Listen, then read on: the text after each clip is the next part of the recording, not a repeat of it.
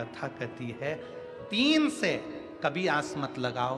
पहला, अपने माँ बाप से ज़्यादा चीज की आस मत लगाओ। उन्होंने काबिल बना दिया, अब बाबा से विनती करो, बाबा हमें माँ बाप का नहीं चाहिए, हमारे भाग्य का देना, हमारी मेहनत का देना।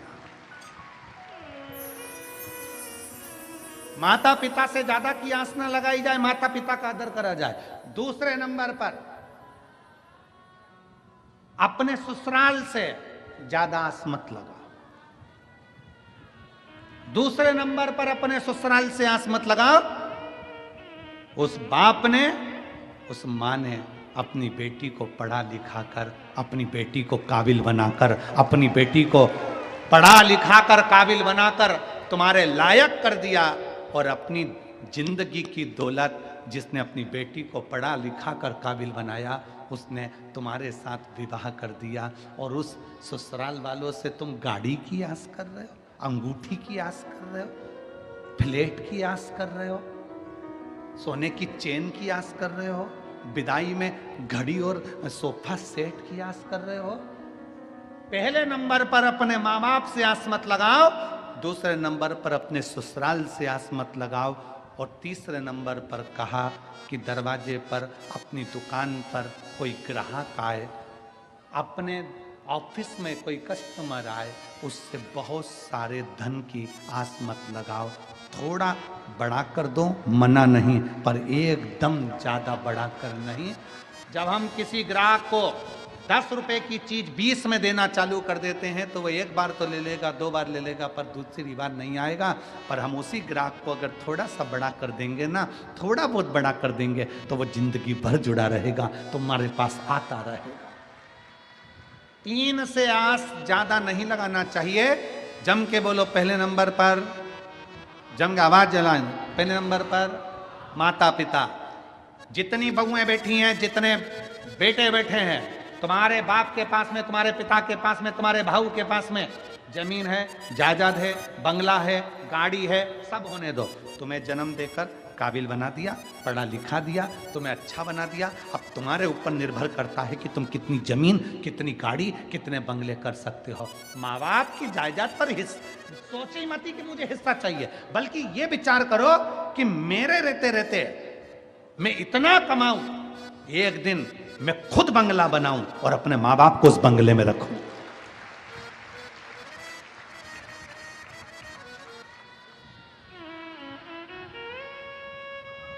पर हम उल्टे हैं। प्रत्येक बहू की आस रहती है, मेरी सास तो वो छोटी देवरानी को सब दिए जा रही, सब दिए जा रही, मेरी सास तो वो जेठानी को सब दिए जा रही, मेरी सास तो वो जेठानी को सब दिए जा रही, मुझे कुछ नहीं दे रही। क्यों आस लगा कर बैठी है? बाबा ने तेरे को अच्छा पति दिया है ना, उस सास ने अच्छा बेटा दिया है ना तुझको, खूब आशीर्वाद दिया है ना तुझको, बहुत। अब ये विचार कर, मुझे सास का धन नहीं, मुझे ससुर की दौलत नहीं, ये विचार कर भोलेनाथ जी को जल चढ़ाते समय कहे कि मेरे पति का हाथ पकड़ना भोलेनाथ, और मुझे सास ससुर की दौलत नहीं, मेरे पति के बल की दौलत होना चाहिए, मेरे बेटों के बल की दौलत होना चाहिए। और वो दौलत हो कि एक दिन में मकान बनाकर, बंगला बनाकर, फार्म हाउस बनाकर, जमीन जायदाद कर कर, एक दिन में दुकान बनाकर अपने घर के बुजुर्ग पिता को और माता को उनके मरने से पहले उनको भी दिखाऊं कि पापा, बाबूजी, देखो मैंने ये बंगला बनाया है, देखो ये घर बनाया है। माँ बाप तुमसे धन नहीं लेंगे, पर माँ बाप इतने खुश हो जाएंगे कि मेरे जीते जी मेरा बेटा अपना काम करने लगा, आगे बढ़ने लगा, उन्नति की ओर चलने लगा। अब बहुओं की सोच बनी हुई है कि हमारी सास हमें अंगूठी देगी, हमारी सास हमें चेन देगी, हमारी सास हमको साड़ी दिलाएगी, हमारी सास लीला कर देगी। बहुओं को चाहिए सास साड़ी दिलाए, ये आस मत रखो। बहुओं को चाहिए कि हे माँ जगजननी जगदम्बा दुर्गा भवानी, ऐसी कृपा करना, मेरा ऐसा अखंड सौभाग्य रखना कि मैं अपनी सास को भी साड़ी अखंड सौभाग्य के साथ दिलाती रहूं। मैं किसी से लूं वो आस नहीं, मैं किसी को दूं शिव महापुराण की कथा में क्या होता है?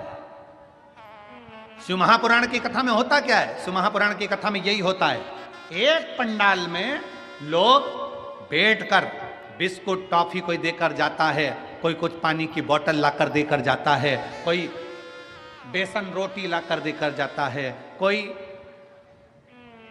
भोजन लाकर देकर जाता है, खा लेते हैं।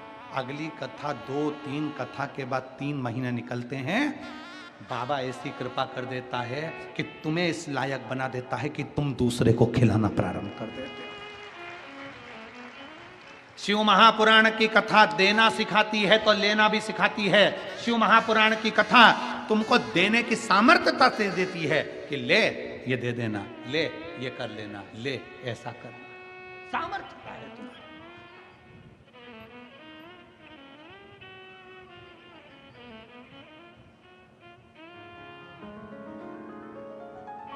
तुम्हारी सामर्थ्यता है।